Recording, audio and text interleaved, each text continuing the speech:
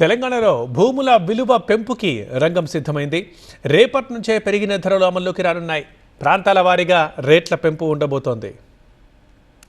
రాష్ట్రంలో సవరించిన భూముల మార్కెట్ విలువలు రేపటి నుంచే అధికారికంగా అమల్లోకి రానున్నాయి. రెవెన్యూ శాఖ మంత్రి పొంగులేటి శ్రీనివాసరెడ్డి చిట్చాట్లో కీలక వివరాలను వెల్లడించారు. క్షేత్రస్థాయి అధ్యయనం, మార్కెట్ పరిస్థితులు, నిపుణుల సలహాలను లెక్కలోకి తీసుకుని పూర్తిగా శాస్త్రీయంగా, హేతుబద్ధంగా ఈ ధరల సవరణ చేపట్టినట్లు మంత్రి స్పష్టం చేశారు. ప్రాంతాల వారీగా డిమాండ్ బట్టి భూముల విలువ 50 నుంచి 100% వరకు పెరగనుంది. డిమాండ్ ఎక్కువగా ఉన్న ప్రైమ్ ఏరియాల్లో 100% వరకు పెంపుంటుందని పొంగులేటి వివరించారు. ఈ ధరల సవరణ ద్వారా రాష్ట్ర ప్రభుత్వానికి అదనంగా 1200 కోట్ల నుంచి 1400 కోట్ల వరకు ఆదాయం లభిస్తుందని అంచనా. గ్రామీణ, పట్టణ ప్రాంతాల మార్కెట్ విలువల సవరణ కమిటీలు ఓఆర్ఆర్, ఆర్ఆర్ఆర్ పరిసరాలు, పారిశ్రామిక అభివృద్ధిని బేరీజు వేసి కొత్త ధరలను ఖరారు చేశాయి.